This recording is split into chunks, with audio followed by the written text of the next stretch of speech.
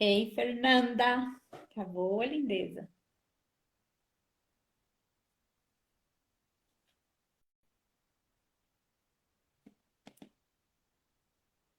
Josi, te mandei o convite, não sei se já tá aparecendo, vê se dá aí para aceitar.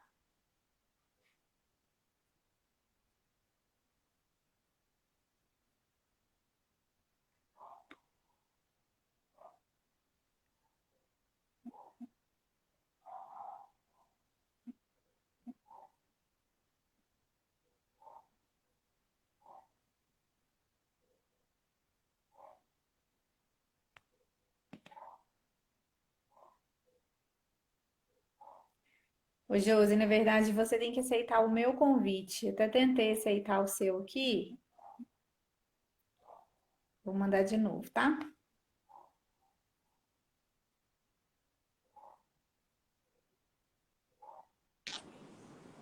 Oi, Oi, tudo tudo bem? bem? E aí? Animada? Animada para falar de análise sensorial É sempre é um sempre prazer, uma divertido, né? satisfação, né?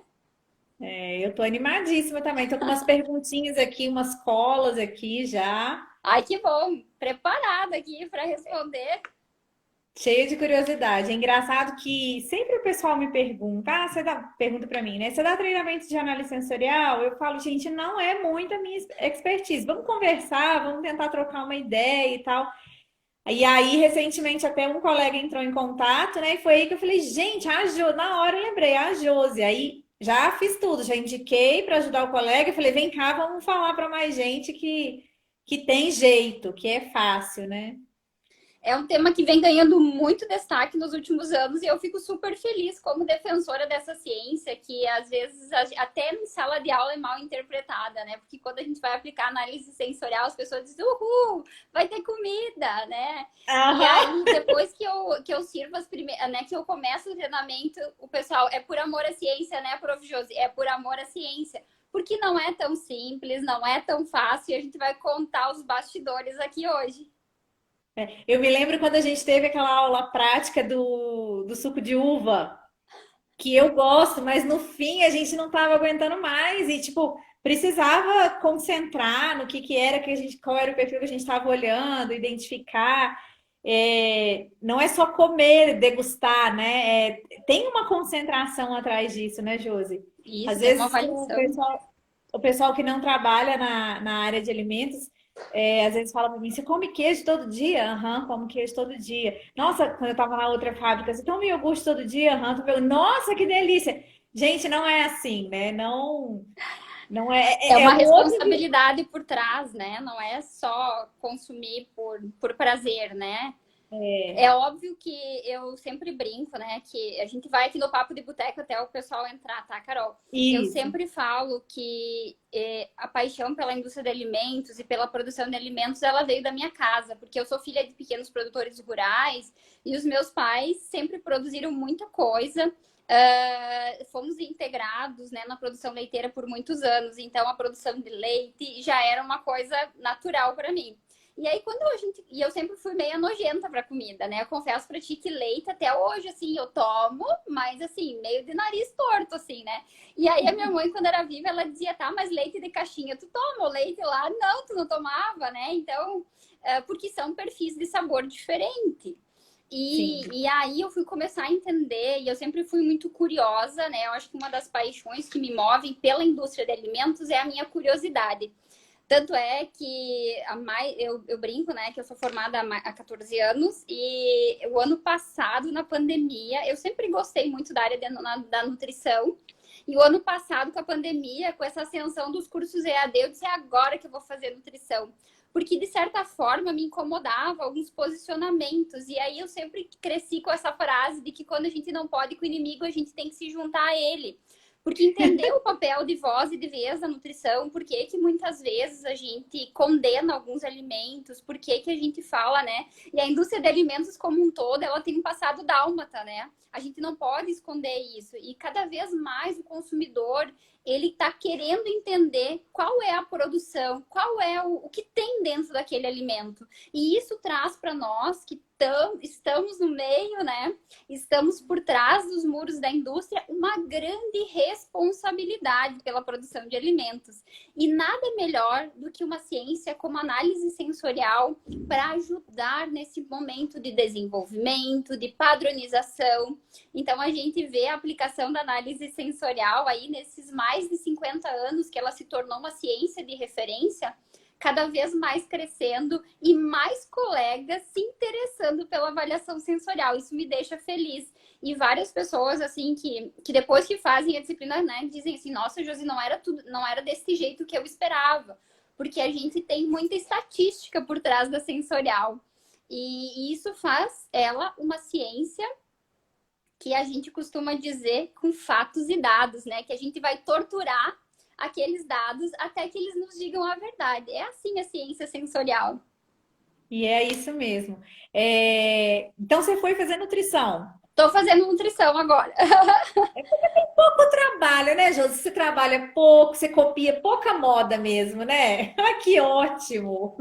Na verdade, o meu marido só soube que eu me inscrevi no curso de nutrição depois que eu comecei o primeiro dia de aula. Que daí não tinha mais jeito. De puxar sua orelha, de falar, não vai não, né? Mas essa última graduação, daí eu sempre tenho um lema comigo que é uma máxima em inglês, né? Que fala que a gente tem que aprender pela vida toda, né? Eu acho que se foi a fase que nós nos formávamos numa caixa e que estava tudo bem, que nós estávamos assegurados e garantidos pela vida toda. Eu sempre tive a sorte de ter na minha trajetória várias mudanças, né? Mudanças de carreira, mudanças de direcionamento de carreira. Porque quando eu me formei, eu achava que eu era uma pessoa da indústria, que jamais eu iria sair da indústria, que eu era de processo. E aí, quando eu fui começar a fazer pós-graduação, começar a fazer mestrado, aquele universo todo me encantou. A docência me encantou, né? E hoje eu não sou full-time mais na área da educação como eu era no passado, mas sempre que eu posso, eu tenho a sorte de contar com ex-colegas que sempre me chamam para dar aula, né? Então, tá com um pezinho lá, né? Ainda continuo, né, como professora aurista em algumas instituições e que é tão difícil largar esse caminho, né, essa cachaça que é da aula e que eu me divirto muito, né? E que bom, assim, eu sempre falo que a gente veio de uma época de graduação onde era tudo muito difícil. A gente não tinha a internet como é hoje. A gente tinha o livro e o professor como a única fonte de saber. E hoje, graças a Deus, a gente passa a ser um mediador do conhecimento, né? Então, tenha muitos alunos, assim como você foi, Carol, para mim, que, nossa, tu tem que te preparar, tu sabe que é uma construção, é uma via de mão dupla, não é só mais a voz do professor, ela é uma construção, e eu acho que é isso que me encanta, né, na área de docência, na área de análise sensorial, porque a cada momento tem um método sendo validado, tem um método sendo aceito pela comunidade de análise sensorial e que realmente vai fazer a diferença na indústria. Você está falando da questão como que é a docência hoje, a questão de a gente ter mais acesso à informação e que acaba que quando você está ali num papel de professor, existe uma troca muito grande, porque os alunos que no passado estavam ali vazios para serem preenchidos, hoje eles já trazem mais informação, né? Porque está muito acessível. Ontem a professora Carol da Cândido Tostes me convidou para dar uma aula para os alunos sobre microbiologia e as legislações. E foi muito divertido, porque demorou até mais do que a gente tinha pensado, mas justamente por isso, porque foi uma troca muito grande. E uma coisa que eu falei para os meninos, eu falei, olha, eu hoje estou na indústria oficialmente, mas eu comecei a dar essa inventada de moda, essa copiada de moda e de mexer com essa coisa nas redes sociais, de tentar trazer informação de qualidade, que aí eu acho que um pouco do que você falou também da questão de por que estão falando isso dos alimentos? Eu acho que tem muita informação, tem informação e tem desinformação, né? Então, isso eu estava falando com os meninos ontem. Quando vocês entram em contato comigo, qualquer pessoa, ou um aluno, ou um colega que estudou junto, ou alguém que já teve treinamento comigo em alguma outra situação, e me pergunta alguma coisa, eu gosto muito de ajudar, eu gosto muito de responder, mas às vezes me deixa aborrecido quando eu vejo que a pessoa não procurou, ela nem tentou. E eu nem devia ficar aborrecida, porque ema, cada um com seus problemas, sabe? Eu respondo, não me custa nada, não faz diferença nenhuma se a pessoa já deu uma procurada ou não. A resposta que eu tenho ou que eu não tenho é aquela. Mas a gente precisa buscar informação, porque tem muita coisa disponível. Tem muita coisa. E aprender a olhar com criticidade, né? Aham. Então, é o que você falou, que as pessoas hoje elas querem saber o que elas estão comendo. Então, o pessoal que não é da área, que é colega, aqui, mas a gente pode comer isso mesmo? Ah, mas isso assim não é muito ingrediente, tem muito conservante. Gente, não é assim. Então, esse tipo de explicação está acessível hoje e é um dos meus objetivos, inclusive, trazer essa informação com qualidade. E eu super te parabenizei quando a gente falou, porque eu acho que a gente se despir, né, da opinião das pessoas e ir para uma área que não é a nossa zona de conforto. Eu sempre falo que para eu super sou comunicativa, eu estar em sala de aula é sempre uma diversão. Agora, eu confesso que estar aqui nesse meio é um pouco desafiador, porque não é a minha rotina e a gente sabe, né, que é o caminho e que a gente pode acessar mais pessoas com esse tipo de conteúdo, né? E uma das coisas que eu aprendi retornando para a indústria é que o óbvio não é óbvio, né? Então, Nossa, a gente Natália, tem... você tá aí? Você tá ouvindo essa? A Natália fala para mim direto isso. A gente sabe que às vezes é só fazer isso, mas se você não pegar na mão, se você não fazer junto, a gente e aí que tá o aprendizado da gente que a gente vai construindo. Então, na análise sensorial e na vida, a gente precisa conhecer a matriz que a gente está trabalhando. Então, eu fiquei pensando, né, como começar a falar de análise sensorial, né? Porque análise sensorial se confunde com a história da indústria no Brasil. Porque no começo, a qualidade era definida pela família eu sabia fazer um bolo muito bem, então aquilo poderia ser um negócio, então eu vou comercializar. Quando eu pensava numa nova receita, a minha família primeiro era o meu P&D, era se eles aprovassem, aquilo ia ser levado para frente. Muitas pequenas empresas ainda hoje usam essa Ainda metodologia. começam assim. E tá tudo bem, não é errado, né? Eu acho que é uma forma de validar o mercado, tá tudo bem. A gente tem um erro a mais, porque a gente sabe do custo hoje que é pôr um produto no mercado. E a gente sabe que dados, né, que 80% dos produtos que são colocados no mercado, eles fracassam, né? Eles não permanecem no mercado. Por que que isso está acontecendo? Será que falta metodologia? Será que falta planejamento? E aí, quando eu olho para as gôndolas do supermercado na matriz láctea, eu me encanto, porque a indústria láctea é uma das indústrias que mais inova. Que tu fica pensando, o que vem por aí, né? Porque a gente teve a onda do produto light, a gente teve a onda do produto concentrado, né, do grego, vamos pensar no iogurte, por exemplo. A gente teve a onda do light, vou tirar a gordura. Depois veio o diet, depois veio a família do grego, depois a gente veio com a família dos probióticos. Então, cada onda dessa de inovação que a indústria láctea traz, a gente tem uma agregação de valor nesse produto, né? E a indústria ganha nesse valor agregado, porque a gente é um consumidor sedento por novidade. E uma matriz extremamente flexível, porque o leite a gente pode dizer que é o alimento funcional por natureza, né? Já nasceu então, assim, né? ela é uma matriz que propicia fazer muita coisa. E isso é incrível, isso que é apaixonante na área de laticínios, né? Então, essa versatilidade.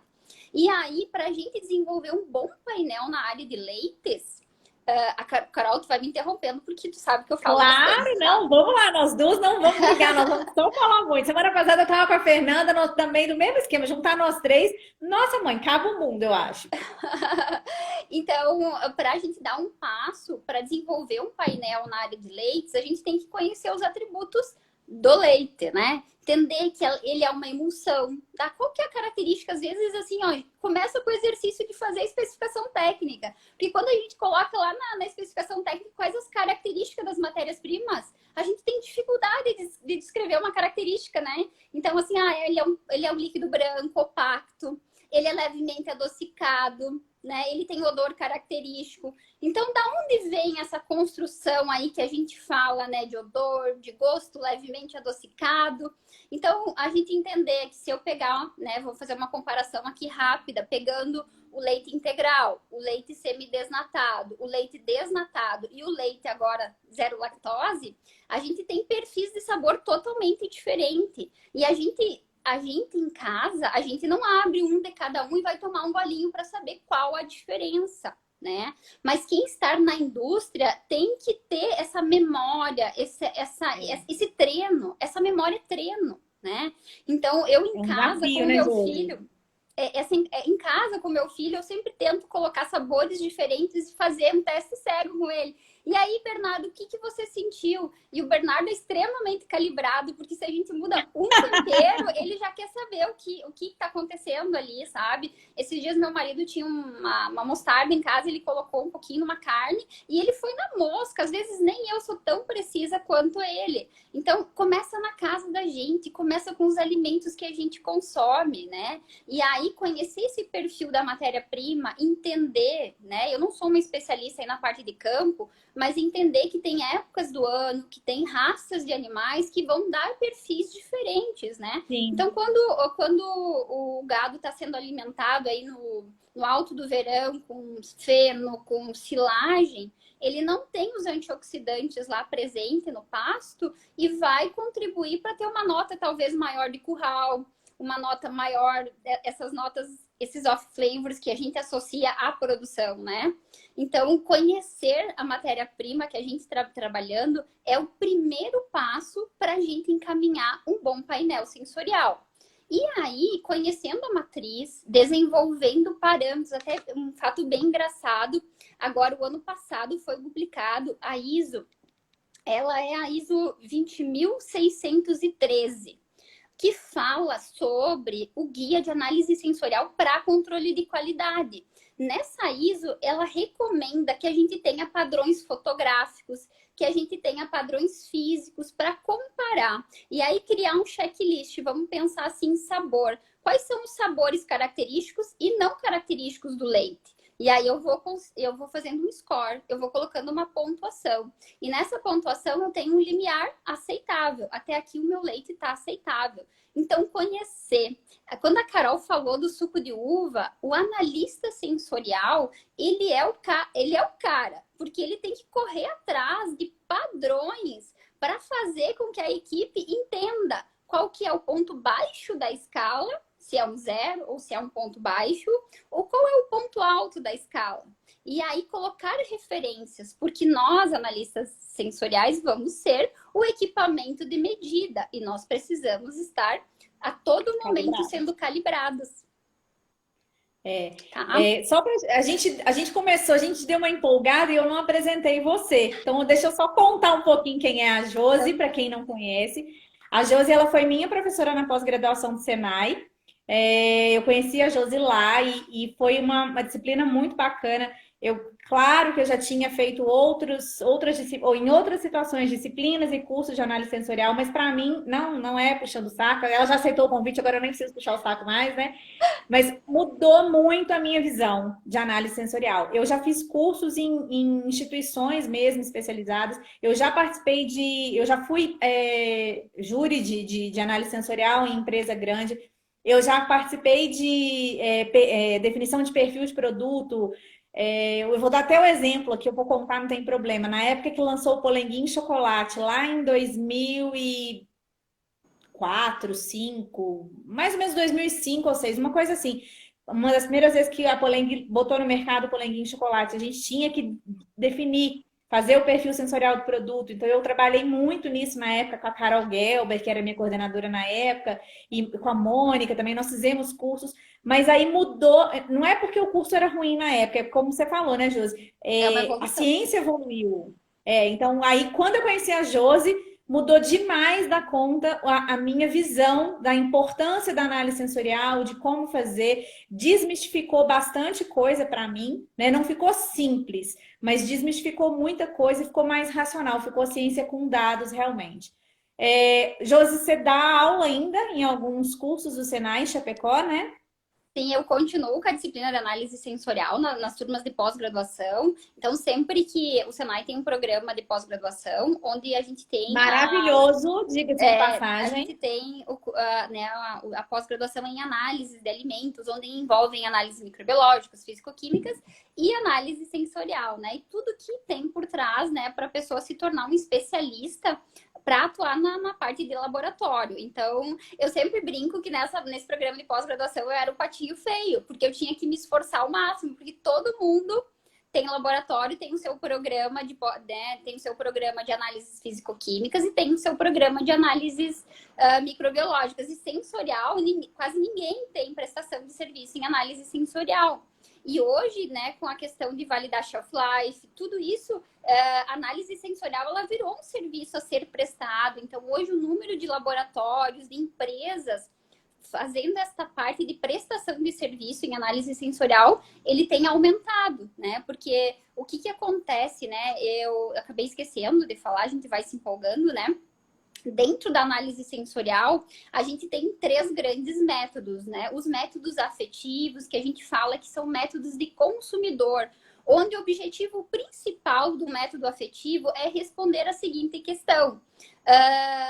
Né, o consumidor, ele gostou da amostra, qual a amostra preferida, qual que, né, a gente utiliza o teste querido, que é o teste de escala hedônica, que eu acho que todo mundo que é da área de alimentos já aplicou. Quem não é da área de alimentos pode ter, que está aqui acompanhando a gente, né, pode ter como parâmetro de comparação a escala Likert, que é o pessoal do marketing também usa bastante, né, é uma escala bipolar, que a gente vai do gostei muitíssimo ao desgostei muitíssimo, né? E dentro dessa escala, a gente aceita, assim, teores acima de 75% enquanto índice, né, de aceitação.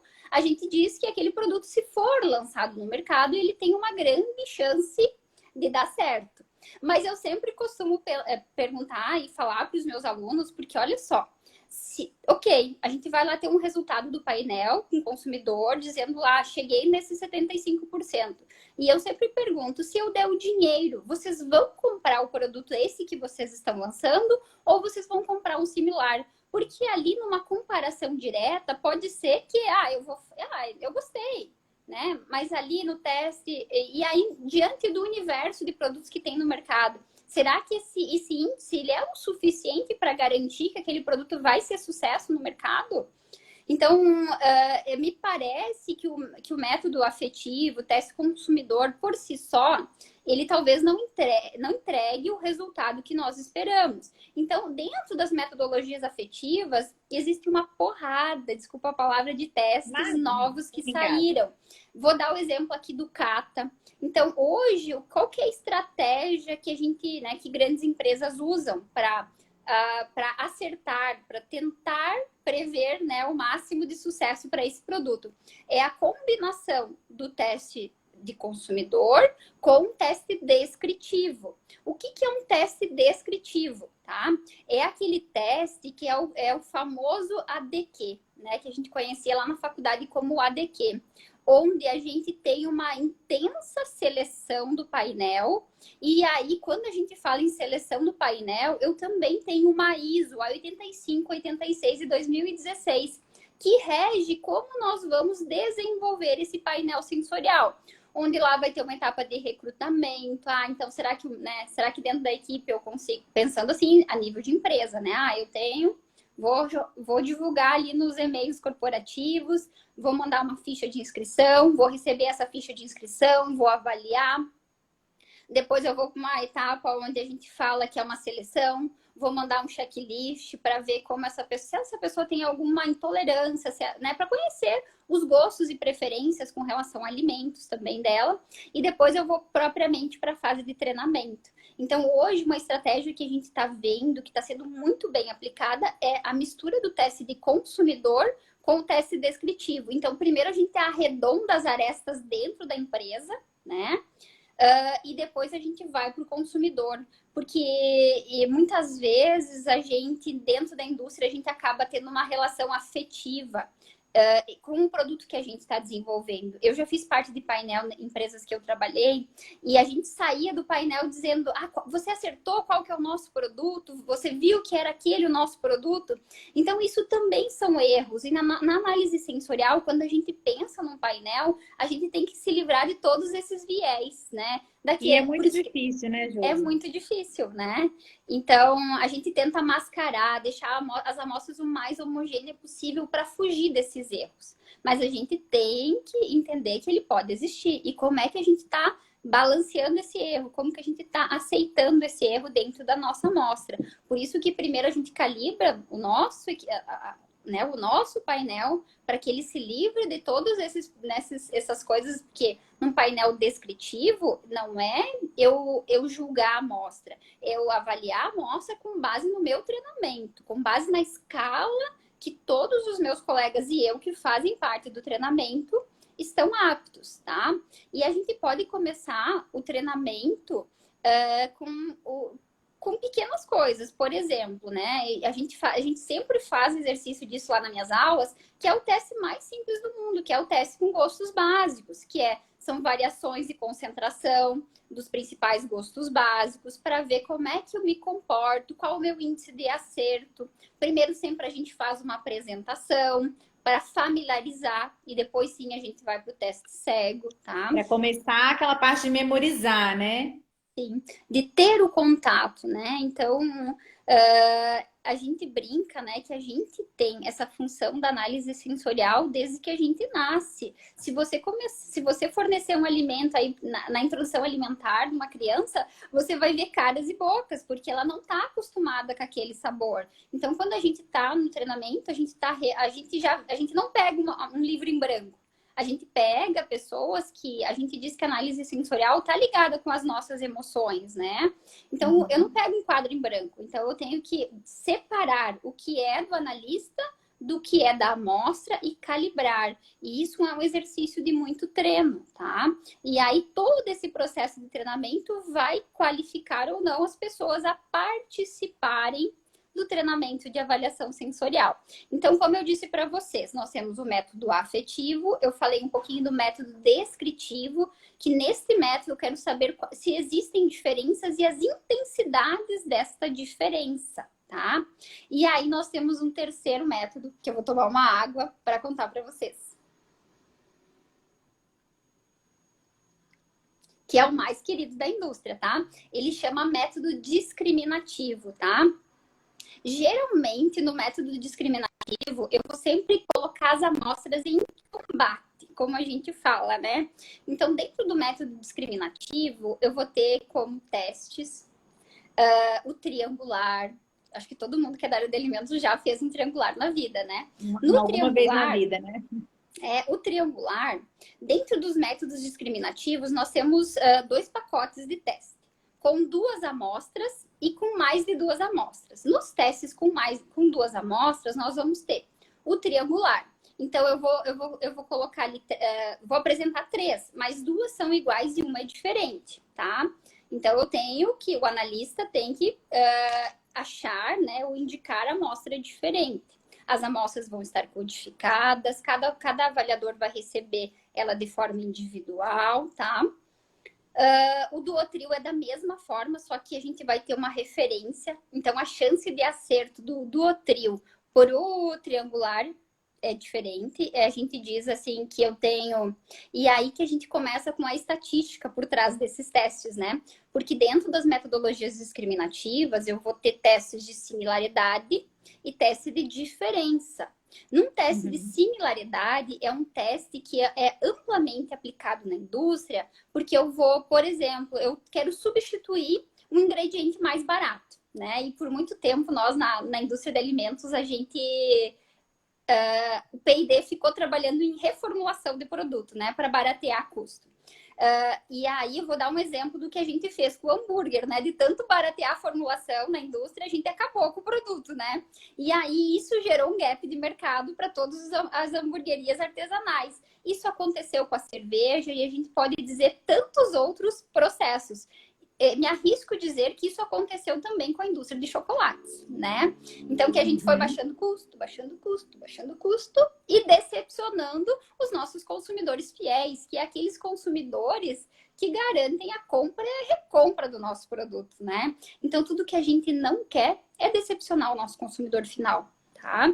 Então, quando eu quero substituir um ingrediente, mas eu não quero que os meus consumidores fiéis, né, percebam isso, eu vou usar um teste de similaridade.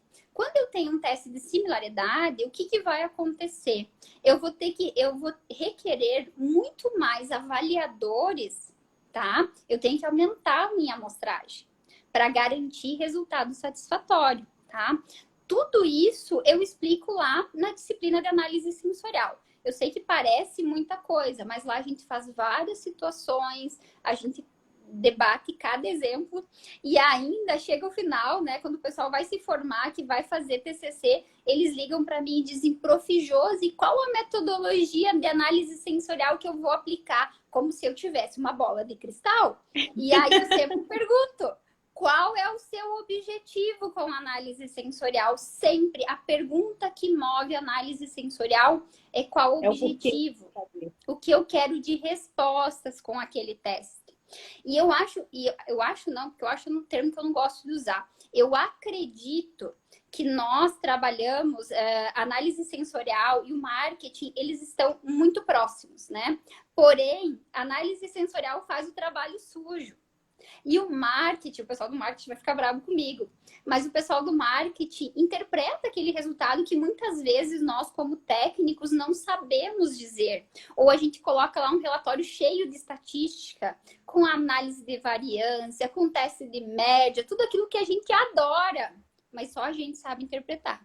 E aí, isso não convence ninguém, isso não convence o diretor da empresa. E aí o pessoal do marketing faz essa lapidação e coloca isso aos olhos do consumidor. Não sei, Carol, você quer falar alguma coisa sobre a sua experiência nesse aspecto? Você estava falando que por muitos anos o P&D trabalhou para reduzir custo e aí usou bastante análise sensorial para ver se o consumidor vai perceber ou não. E a gente tem um desafio muito grande até 2023 com a mudança da rotulagem, com a IN 75 lá. Porque a gente vai querer que os nossos produtos todos ganhem lá de alto teor de sódio, alto teor de gorduras saturadas? Ninguém vai querer isso. Porque daí é o primeiro sentido do consumidor, é o olho. Ele vai bater o olho na embalagem e vai falar: não vou querer não, porque isso aqui quase que mata as pessoas, né? Então a indústria ela tem um desafio muito grande, que é tentar livrar os seus produtos dessas lupas, tá? Da análise sensorial, mas sem mudar demais o produto. Eu fico pensando assim, a gente estava até conversando esses dias com um pessoal que vai fazer uma live com a gente vai falar de requeijão. Se eu pegar a legislação nova de rotulagem da Anvisa, não vai existir mais requeijão light. A partir de 2023 não vende mais, não existe, né? Eu não faço, você não faz, ninguém faz. Por quê? Por algumas questões de descrição. O regulamento técnico do produto fala que a gordura, a adição de gordura, é um ingrediente opcional. Você não tira uma coisa que é opcional, tá? Sim. Então, você não tem como dizer que é redução. Porque você vai colocar para tirar? Não. Então, primeiro tem que ver a questão do regulamento técnico. E nenhum produto light pode ter o apelo do alto teor de gorduras saturadas. Então, nós vamos ter que mexer em formulação, nós vamos ter que reduzir gordura total para poder reduzir gordura saturada. Pessoal, o que é mais gostoso? Fala a verdade do fundo da alma de vocês. Batata frita no óleo, batata frita na air fryer. Gordura é sabor, não tem jeito. Né? É um dos principais responsáveis pelo sabor dos alimentos aí, né? Onde ela está em bastante quantidade. E a gente vai ter que fazer isso. A indústria de ingredientes vai ter que trabalhar muito para criar ingredientes capazes de serem substitutos. E nós, da análise sensorial, nós vamos ter que trabalhar muito para entender que essa substituição não vai mudar o sabor, não vai decepcionar o consumidor, que foi o que você falou. Então, nós temos um desafio. Pessoal, vamos aprender análise sensorial, porque então nós vamos perder, tipo assim, metade das nossas linhas de produtos aí. Na verdade, acho que deu um mês atrás, teve toda essa polêmica de vazar, né, uma informação lá da Nestlé admitindo, né, que não tem os produtos saudáveis. E como eu te falei, né, eu indo para nutrição, entender essa ótica aí da nutrição, da saúde, a gente realmente sabe que falta muita educação nutricional.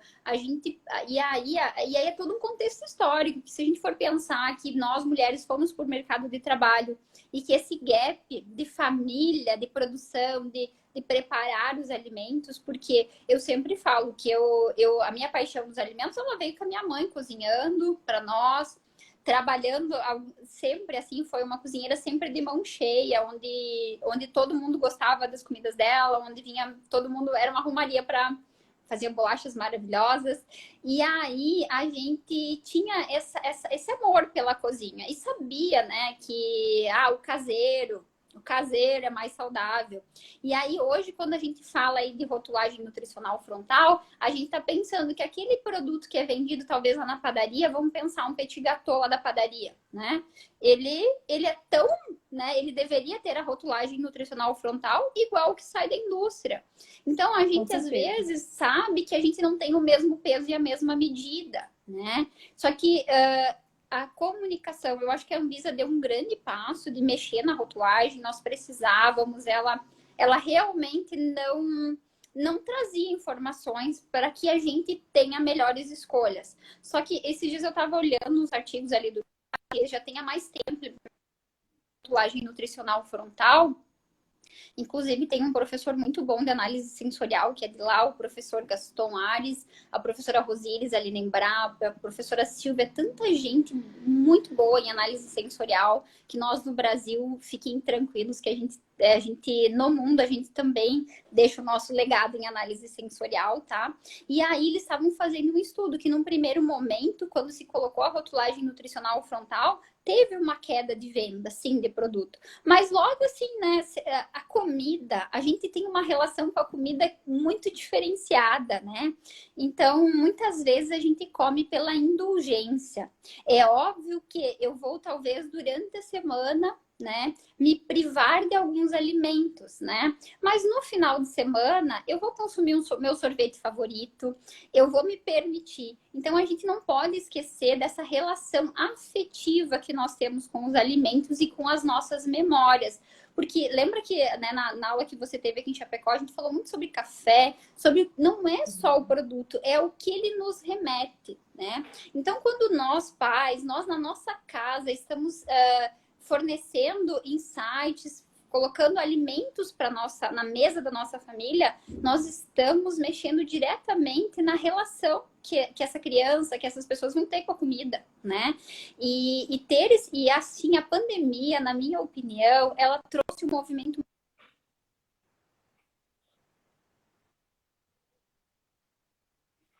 E Josi, você tá travando um pouquinho.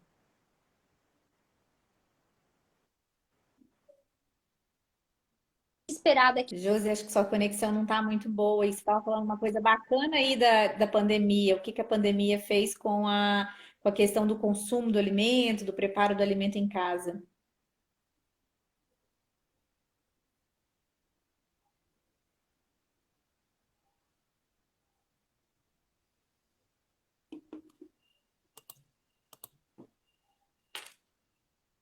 Josi, será que a gente vai ter que desconectar e conectar de novo?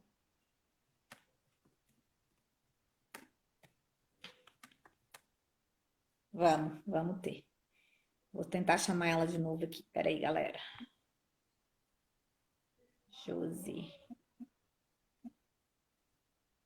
Josi. Vamos ver. Eu vi aqui na Nath. Vamos ver se a Josi volta. Ah, agora voltou. Vou tentar de novo. Agora vocês me ouvem melhor? Sim, deu uma travada. Você ficou como diz o meu sobrinho, a cobrinha, assim, rodando, mas agora melhorou. Deixa eu Até a fazer. imagem Lembra melhorou. a história que eu falei que o óbvio não é óbvio? Deixa eu perguntar, porque eu tô iniciando nessa questão de live. Eu posso fazer pelo computador? Talvez se eu aceitasse. Não. Não? Ah, então tá. Porque aí pelo Só, a computador eu live tenho e o cabo, Instagram. né? Daí é mais fácil. O Instagram só libera pelo celular. a Porque live. aí a minha conexão fica oscilando por conta da rede, né? No computador eu tenho cabo agora. Ah, Desculpa, eu você estava estava falando falando, quando sobre. travou, você estava falando da relação com o alimento que a pandemia acabou trazendo e a oportunidade que a pandemia trouxe aí da relação da família com o alimento, de criar as memórias. Então, olha só, me parece que, né, pelo menos as pessoas que eu convivo, Chapecó é uma cidade mais interiorana, assim, diga-se de passagem, ainda a gente tem um vínculo de mais próximo da produção, que é uma cidade que ainda as pessoas, né, preparam as suas refeições. E com a pandemia, isso tudo melhorou. Eu vejo que as pessoas passaram a cozinhar mais as suas refeições. E aí, quando a gente entende da produção de alimentos, a gente se torna mais crítico, né? Então, a gente começa a se questionar com relação à presença de alguns aditivos, por que eles estão lá. E aí, tudo isso vai fazendo com que a indústria se desafie cada vez mais, porque no passado as formulações eram tidas como diferenciais competitivos para as empresas. Hoje, a gente, com análise sensorial, a gente pode pegar vários produtos. Não estou dizendo assim que é bonito fazer isso, mas eu posso ir lá no mercado, pegar. Eu quero desenvolver um iogurte. Eu vou comprar todos os iogurtes que tem na linha que eu quero desenvolver. E o meu painel pode chegar a dizer: olha, esse produto, né, tem isso, tem aquilo, né? E vou formular o meu. E aí vou comparar diretamente. Então, fórmula, tirando a Coca-Cola, não é diferencial competitivo. Tanto é que se eu passar uma receita de bolo agora aqui para vocês, cada um vai me entregar um perfil diferente de bolo. Então, a gente também tem que entender, e eu, por muitos anos, eu ficava dizendo assim, né? Agora eu vou me entregar com o que eu vou falar. Teve uma época que eu ainda estava na indústria que tinha uma propaganda do Tony Ramos falando de uma empresa, de como ela seguia alguns procedimentos, né? E a gente dizia com dor de cotovelo, mas todo mundo faz isso. Você é obrigado, ele não está fazendo mais que obrigação. Eu falei isso também. Eu falei, e hoje eu vejo assim, cara, que pensamento retrógrado. As pessoas não sabem.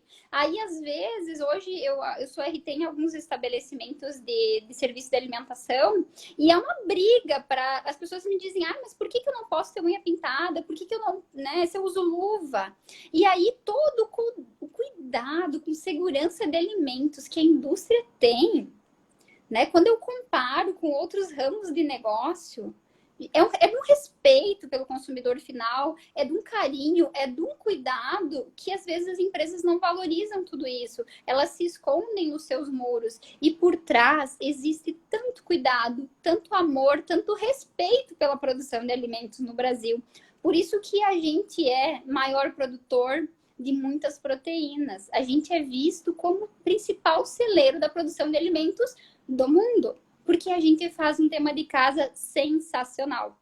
É óbvio que, né, o conhecimento muitas vezes ele foi usado no passado de forma equívoca. Mas hoje a gente tem tanta legislação, né? A questão vem sendo afunilada por nossa legislação. Então, que talvez no passado, o Ministério da Agricultura cobrava muito mais que a Anvisa, né? Mas aí o que aconteceu? Abriu um gap aí para as normas de segurança de alimentos entrarem e fazer o seu papel. E aí hoje a gente tem tanta cobrança numa empresa que, né, se associa, né, um programa de segurança de alimentos, da mesma forma que hoje a gente tem no Ministério da Agricultura, né? E acima de tudo, se eu entrei no negócio de alimentos, eu tenho que jogar a regra do jogo. Eu não tenho que achar artifícios para não fazer. Eu dizer que eu não sei não me exime de cumprir a legislação de alimentos. Sim. Então, nós, como profissionais da área, a gente sempre tem que mostrar qual é o trilho certo, qual que é o caminho certo. E isso, gente, não é fácil, né?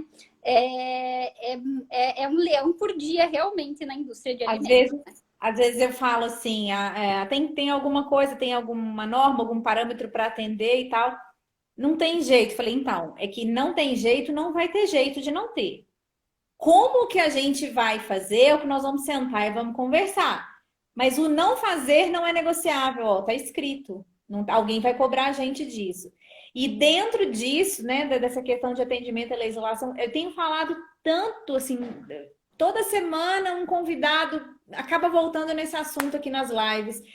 Atender a legislação hoje está virando consequência.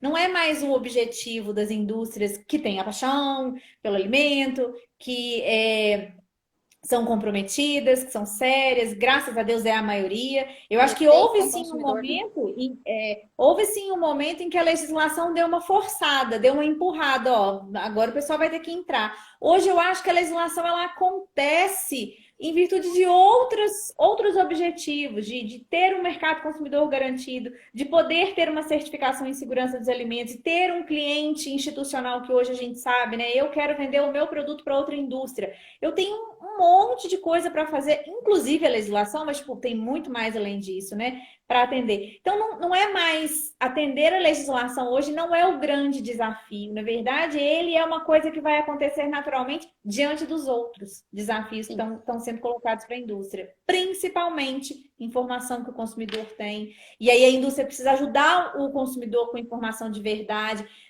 Graças a Deus, agora deve ter uns 6 meses que eu não vejo nenhuma publicação, uma postagem na internet falando que o número lá da caixinha de leite quantas vezes foi reprocessado. Que aquela eu já não aguento mais a responder. Essa já tá chata de responder, gente. Aí essa já tá muito enjoada, sabe? Mas assim, A desinformação seriedade não, da pessoal. cadeia de produção de leite, a rastreabilidade que se tem, né? Então, assim, ó, eu sempre brinco, né, que diante de um cenário, né, que nós estamos aqui falando de análise sensorial, falando em como levar produtos que atendem o aspecto físico-químico, né, que entrega nutrientes que vai contribuir para a saudabilidade, para a saúde da pessoa, que do ponto de vista microbiológico ele é seguro, né? E do ponto de sabor, ele entrega o que a gente espera do produto. Esse é o nosso principal desafio, porque muitas vezes, nutricionalmente falando, aquele alimento é sensacional, né? Mas não Ele desce. entrega proteína, ele entrega cálcio, ele não entrega açúcares que a gente não quer. Porém, né, do ponto de vista sensorial, ele não é tudo aquilo. E Tem que aí, comer de nariz tampado. só que hoje, ó, eu vou dar um exemplo aí daquela empresa chilena, né? Aquela startup chilena que é a Notco. A gente, por muito tempo, eu também, assim, fui com o pé atrás com relação a proteínas alternativas, né? Porque eu acredito que de alguma forma a gente é difícil viver numa bolha pensando em produção de alimentos, em se blindar de tudo, né? É óbvio que a produção de alimentos, a gente sabe que existe um rico consumo de água, e todos os recursos naturais, né? Mas é possível sim existir um equilíbrio entre a produção sustentável de alimentos, a grande produção de alimentos, porque tem público para todos os gostos, né? Vai ter aquelas pessoas que elas vão consumir esses produtos mesmo sabendo que sensorialmente eu não estou satisfeita em todas as esferas. Mas está tudo bem, vai me fazer bem para a saúde. Isso aconteceu quando a gente começou a pensar em reduzir sódio, né? Houve uma grande evolução. Isso aconteceu em 2013, que começou esse movimento de redução de sódio.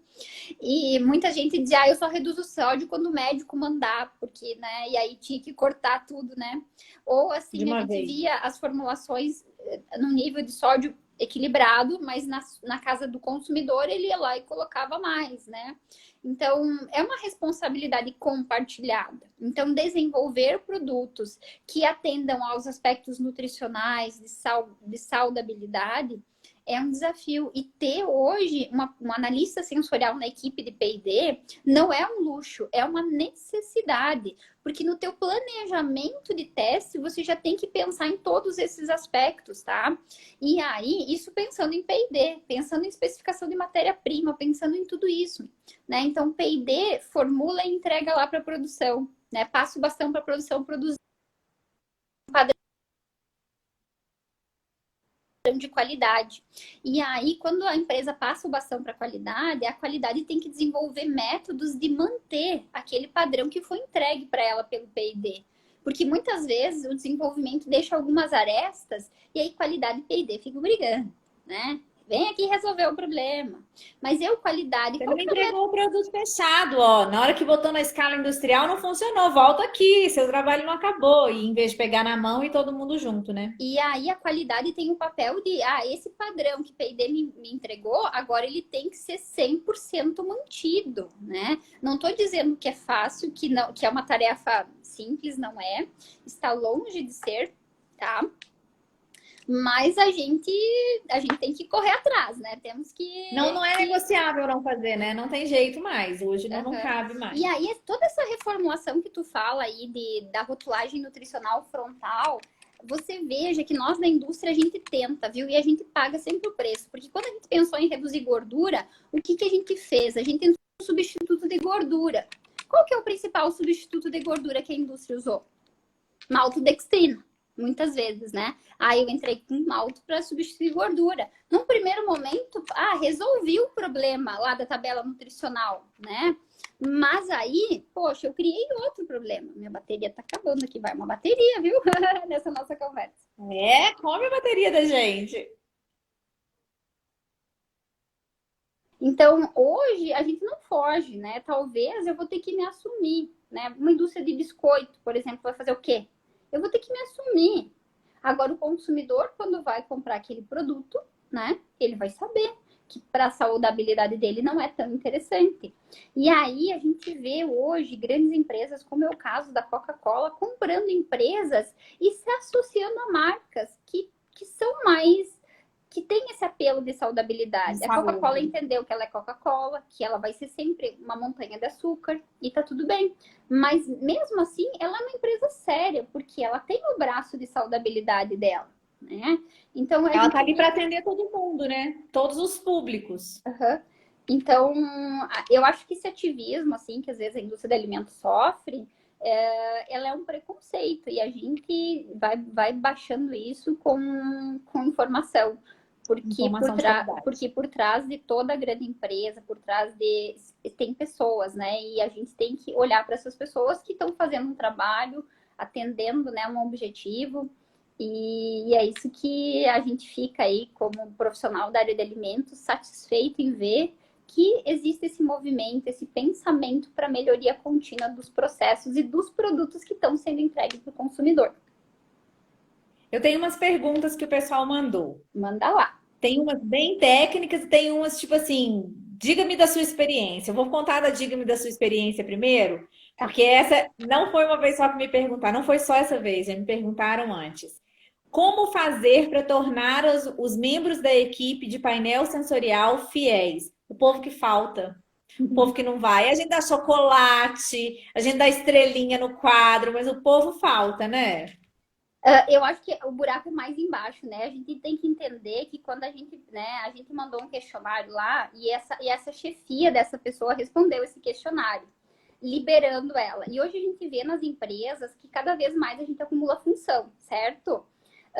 E aí entender que quando eu pedi licença para ir para o painel sensorial, ele faz parte da empresa, que um lançamento de um produto, que uma melhoria de um produto vai entrar dinheiro no caixa da empresa.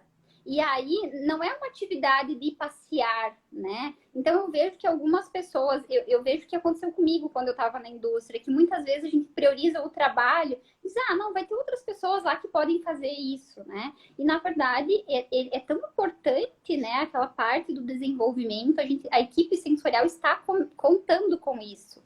Então me parece que a gente talvez tenha que puxar a orelha aí do gestor, que vai ter que entender que vai ter que deixar aquele funcionário, né? Ou dizer não de cara, não deixar ele participar da equipe sensorial, se é para deixar a equipe na mão. Não sei se eu respondi a pergunta e se faz sentido. Faz sentido, mas eu acho que tem também o pessoal que, quando aceita o convite, acho que não parou para pensar, pensou só no lanchinho. Eu já passei por isso. Né? E aí é porque questão de na verdade nem trabalhar sempre vai pegar engajamento. alimentos que gosta, né, Carol? Então, assim, é pelo amor à ciência. Então, talvez eu vá ter um alimento que não é do meu dia a dia. E aí as pessoas têm que entender que aquele alimento que eu não gosto muito, pode ser que eu entregue insights para a equipe melhor do que aquela pessoa que gosta daquele determinado alimento, né? E é por isso também que cresce muito a questão de prestação de serviço na área de análise sensorial. porque aí tira todo o envolvimento, né, que a gente tem da equipe, da empresa e terceiriza, que também pode acontecer de ser mais eficaz terceirizar um negócio. Tanto é que a questão de recrutar pessoas em grandes empresas, assim, vou dar o exemplo de cosmético, pagam para as pessoas irem fazer análise sensorial, né? E aí tem um vínculo empregatício. Então, isso também é uma forma que algumas indústrias viram como resolver esse problema aí do absenteísmo em análise sensorial. E assim, ó, a gente começa treinando um painel com um N de 50, a gente fica com 10 pessoas realmente ativas, Feliz, sabe? contente e sobraram 10. Uhul, ganhei, sobraram 10, é isso Uhum. mesmo. É A um outra desafio. pergunta, O que a gente também pode fazer é dividir, né, as sessões, né, repetir, né? Então, esse avaliador ele vai provar numa sessão, trazer ele de novo no outro dia. Eu sei que vai sobrecarregar os que participam, né? Mas ter acho que a gente sempre faz uma fala inicial de comprometimento, a gente sempre faz final de ano confraternização, todas essas estratégias aí que tu fala para unir a equipe, para essa equipe sensorial entender que ela é um diferencial, que se talvez um produto novo, uma melhoria de produto vai acontecer, ela vai fazer parte. E olha que legal eu fazer parte do desenvolvimento, eu ir para o mercado e dizer, olha, eu ajudei a desenvolver esse produto. Tem presente esse produto melhor? aqui, eu sou do júri dele. Olha que legal que é. Então, isso é o preço, né, que a gente paga por participar do projeto sensorial. E me parece que é um preço super justo. Também acho. A outra pergunta que veio, Josi, gostaria que ela falasse um pouco sobre a análise sensorial para validação de shelf life. Então, o A que gente adora. acontece, né? Essa é uma pergunta que eu sempre me fazem. Geralmente, como que a gente conduz a metodologia de validação no Shelf Life? A gente faz corridas, né? Sempre priorizando a microbiologia primeiro, né? A micro libera, a gente, né? Junto com o cronograma de micro e físico-química, a gente já leva junto a sensorial, tá? Aí, o método que vai ser escolhido vai depender do objetivo do teste, tá? Do que se quer ser entregue, se vai ser um método descritivo, se vai ser um discriminativo, né? Existem vários métodos discriminativos, como o triangular, que é uma metodologia simples e rápida, que são feitas ao longo do shelf life, tá? Mas aí eu vou comparar quais são as amostras que eu vou comparar? Então, eu sempre tenho que separar os padrões, né, com as amostras de teste. E aí, sempre avaliar na mesma data de validade, né? Não adianta eu pegar um produto que saiu da produção para comparar com aquele que já está no andamento do teste, né? Sempre ter as amostras homogêneas e com a mesma data de fabricação. Então, sempre que a micro libera, né, faz a rodada de sensorial, até que chega um ponto que, opa, aqui a micro não liberou mais, para por aí, porque a micro é condição básica para que rode a análise sensorial de um produto que está sendo feito shelf life. Jamais eu vou colocar em risco a saúde das pessoas. Uhum. Então, atenção aí, gente. Essa dica é muito bacana, né? É quase que uma lei, né? Quando a gente faz microbiologia no acompanhamento de shelf life, só vai fazer a sensorial depois que sair o resultado, que a gente tiver segurança. Pode ser que na hora que a gente faça a sensorial, diga assim: ah, a micro estava ótima, mas o produto já está amargando, já está com gosto de velho, e aí a gente começa a A minha entender experiência, que. a minha experiência maior é no mercado de carnes, e isso acontece muito com rancificação. Então, a rancificação a gente pega primeiro.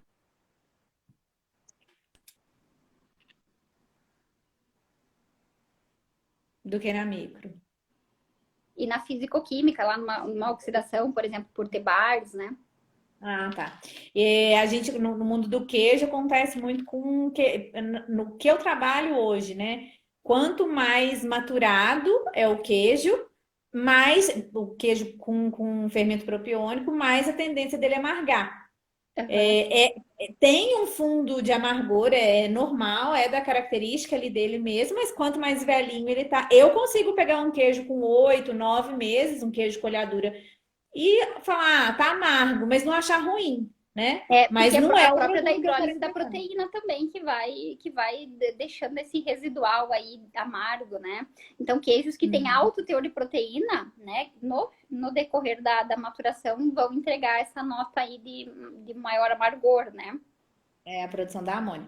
E chegou uma pergunta aqui agora, Mirtilo Maria. A cada quanto tempo em dias deve avaliar o produto que está no shelf? Depende muito da característica do produto, né? A gente tem que sempre pensar ali nos fatores intrínsecos, né? Eu sempre brinco com a professora Elisa que eu sou um zero esquerda Ela em estava análise aqui. microbiológica, né? Mas com relação à parte técnica, né, da microbiologia, a gente sempre tem que pensar nas condições. Qual é a atividade de água? Qual é o pH daquele alimento, qual vai ser a embalagem que vai ser utilizada, se vai ter vácuo, se não, né, se tem alguma atmosfera que vai modificar. Então, conhecer essas particularidades primeiro que a gente vai projetar no alimento, e aí, a partir disso, a gente, né, faz uma estimativa aí de shelf life. Hoje a gente tem metodologias e testes acelerados, né? Que conseguem, aí, em 120 dias, entregar um resultado de shelf life. Lógico, né, que tem um valor. Eu posso Uma fazer pela prévia, metodologia né? tradicional, né, de deixar o produto. Só que pensa, né, você está desenvolvendo um produto, que esse produto pode durar um ano, né? Então, você acompanhar mensalmente durante 12 meses, micro, físico e sensorial. Então, pensar que você fica em desenvolvimento desse produto por um ano, né?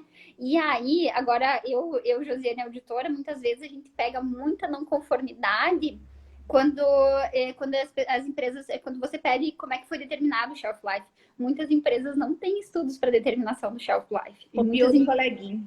né? Então, assim como tem empresas que copiam rotulagem, tem empresas que copiam shelf life, né? Nessa Tem pressa de mesmo. agilizar, de colocar um produto no mercado, tá?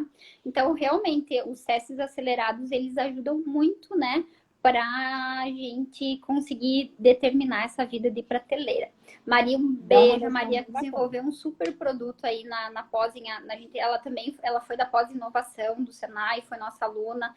O produto que ela desenvolveu ganhou terceiro lugar do Inova, que é né, quando a gente começou a entender os benefícios do colágeno, né, na nossa dieta.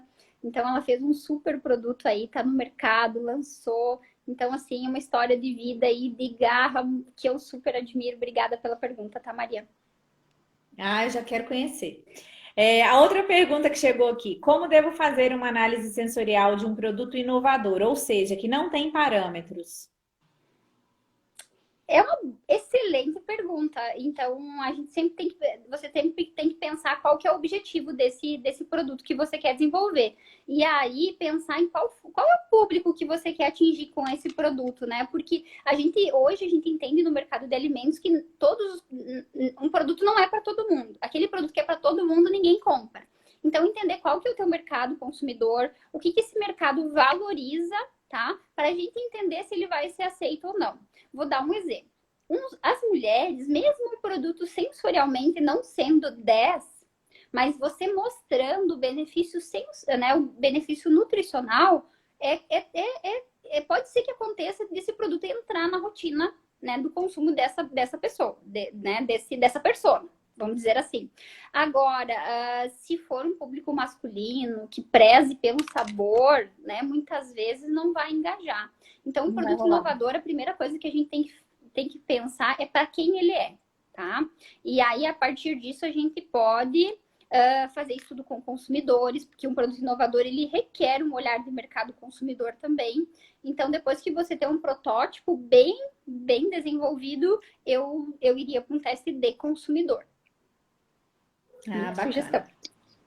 Hoje, daqui a pouco o Instagram começa a contar. Gente, eu queria que você contasse um pouco do outro trabalho, além da questão da docência. Você tem uma empresa hoje que pode ajudar as pessoas, né? Até a gente voltou a se falar agora e Uhum. surgiu a ideia da live justo por isso, porque eu lembrei de você quando alguém me pediu ajuda. Como que é esse trabalho? No que você pode ajudar? Então, você sabe que, lembra que eu iniciei a live falando de mudança, né?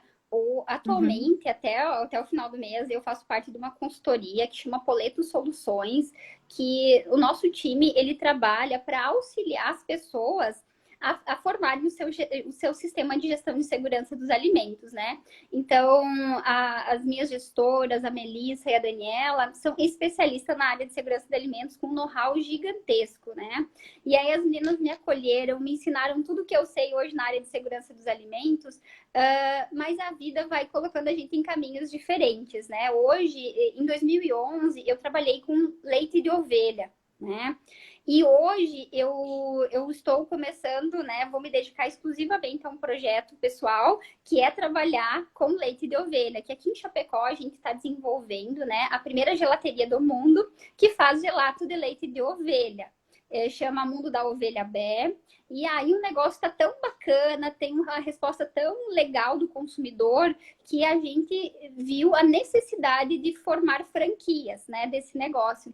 Então agora, a partir de setembro, eu vou me dedicar, né, as minhas energias vão convergir nesse projeto para tentar levar, né, tentar não, tenho certeza que a gente vai conseguir franquear esse negócio e levar, né, esse produto, a ovinocultura de leite, né, o destaque que ela merece a nível de Brasil. Então eu vou voltar aí para as origens, que é desenvolver produto, que é estar mais à frente realmente. E eu brinco, né, quando a última disciplina que eu dei de sensorial no Senai, o pessoal foi lá para a BE fazer avaliação sensorial de protótipo nosso. Então, assim, eu sempre procuro aliar as minhas atividades de educação com o que eu faço no meu trabalho. Então, hoje eu deixo um pouquinho de lado a consultoria para tocar esse projeto aí solo, mas se as pessoas precisarem de ajuda, de orientação, é sempre um prazer, porque eu acho que a educação e ser professora me ensinou isso, né? Que a gente vai formando elos de ligação e elos de amizade.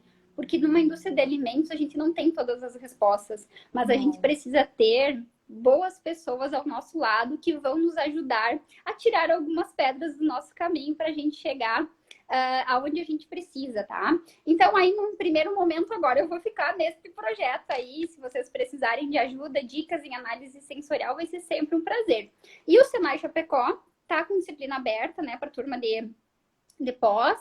Eu tenho mais um programa de pós-graduação que também eu dou aula, que também tem uma disciplina na área de tecnologia de laticínios, que é na FACESC, que eu dou a disciplina de análise sensorial. Então, assim, né, sempre que tem disciplina de análise sensorial aqui na região, eu tenho a grata surpresa de participar e é sempre um prazer ajudar. Então vamos aproveitar do jeito que dá, gente. Não vamos desistir, não. E quem sabe a hora que a Josi, que esse projeto dela estiver, tipo, voando muito, muito, muito alto, ela consegue dar um pouquinho, voltar um pouquinho, né? As mudanças, né? Os ciclos Sim. aí da vida, né? Eu Mas é brinco, isso. né, que quando o Senai me disse, olha, Josi, você vai ter que dar análise sensorial, no primeiro momento eu falei, que bacana, né, eu vou, já participei de painel sensorial, vou tirar isso de letra. Quando eu comecei a estudar para dar aula, eu vi que o buraco era mais embaixo. E que tinha toda uma estatística por trás e que eu me debrucei sobre vários treinamentos. Eu acho que tudo que eu não usei de engenharia na graduação, eu tive que aprender para usar estatística, né, em análise sensorial. E esse conhecimento, quem precisar aí, eu auxilio com o maior prazer. Adoro tratar dados de análise sensorial. E Nas orientar pós, TCC é um prazer também. adora, né? Nas pós que estão abertas lá no Senai, você vai continuar dando aula? Sim, sim. Não sei A se vai Elisa tá aí conseguir. para dizer que vai me contratar ainda, né, Elisa? Vai, a Elisa, ela é sua fã, com certeza. Na hora que eu falei que tinha te convidado, ela falou: ai, que delícia, não sei o que e tal, muito bacana. Eu brinco, né, que Josi, todos mas os alunos que passaram, né, comigo em sala de aula, hoje são colegas de profissão, o qual eu respeito, e tem em mim sempre um parceiro apoiador, assim como foi contigo, né, que a gente vai estabelecendo laços, né, de amizade e de troca de extra, sabe? experiência. A gente teve a Maria, Maria, né, do Mirtilo aqui, falou que você foi orientadora dela.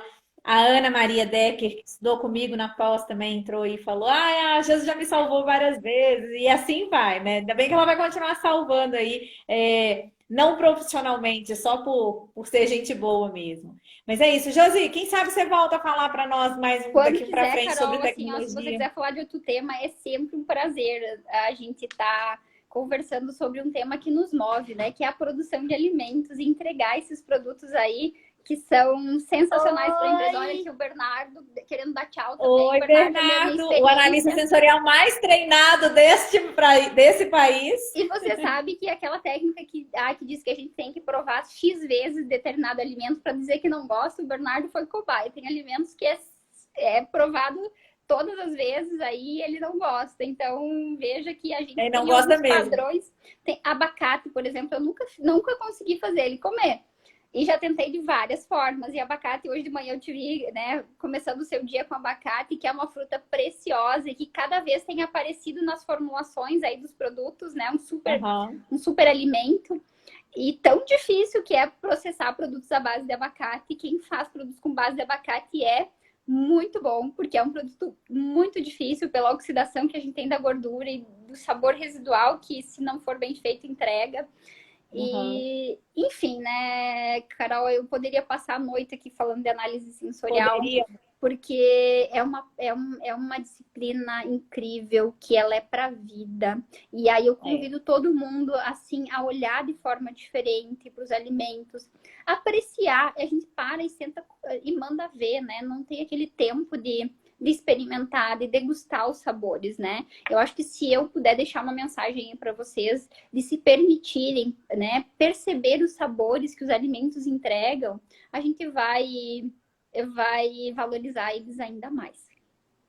E eu acho que a gente tem que criar momentos na vida da gente extra profissional, esquece trabalho, né? Não é só quem tá na indústria de alimentos, não. Ó, a Beth chegando aí, já falou que era duas lindas, maravilhosas, era eu e você. Ela é sensacional, né, dona Beth? Mas eu tenho uma coisa, eu tenho cuidado muito, assim, o dia a dia é muito corrido, principalmente depois que eu comecei com essa copiação de moda, né? Eu tenho um negócio, tipo, domingo eu tenho, sábado é mais difícil, mas domingo eu tenho que sentar e tomar café da manhã. E aí eu gosto de fazer as coisas para mim. Aí começou um dia eu fiz a receita do pão de queijo e eu postei no Rios, não sei se você chegou a ver, um bem facinho, sabe? Sim. E eu tenho que sentar, eu tenho que comer, eu tenho que aproveitar, saborear mesmo, porque às vezes de segunda a sexta e às vezes no sábado, quando a gente tem para resolver as coisas da gente, né, porque não tá trabalhando, a gente meio que engole sem curtir, né? Então, gente, criem o dia de vocês. Não é dia do balde, dia de chutar balde, dia de lixo, não é isso. É o dia de comer Com saboreando. prazer, Criem isso. né? São prazeres da vida, né? E até de testar receitas novas. Eu quero testar uma com flocão de milho agora. Vamos ver, vamos domingo com calma, a gente faz, degusta, testa as variações. Ah, você vai abrir um restaurante? Não, não vou abrir um restaurante nem de jeito nenhum. Eu gosto de cozinhar assim. Uma pergunta que sempre me fazem, Carol, é assim: precisa cozinhar para ser engenheiro de alimentos? Precisa saber cozinhar para ser nutricionista? Não, não precisa, mas vai ajudar bastante, porque todos os protótipos, eles iniciam em escala de bancada. Aquela combinação de sabores, tudo começa pequeno, né? E aí sim é feita uma ampliação de escala. Então, esses momentos que a gente se permite, quem é da área de alimentos, eu acho super bacana compartilhar receita. Na pandemia também eu ativei o meu caderno de receitas, sabe? Porque com a internet a gente vê tudo rápido ali, faz uma vez e depois se perde. Então, o que a gente vai deixar de legados, de receitas para as nossas gerações? Porque até hoje eu tenho caderno de receita da minha mãe. Então, trabalhar isso, sabe? E eu acho que é um exercício de inteligência emocional para a gente que tem rotinas extremamente desgastantes, porque cada vez mais a indústria ela exige e suga de nós, né? E suga no bom sentido, porque a vida é movida a desafio. Puxa, né? Uhum. E se a gente tem desafios é porque a gente trabalhou e a gente é muito orgulhoso em assumir novos desafios, né? E que as pessoas confiem na gente. Então, ter esses momentos aí é muito prazeroso. É mesmo.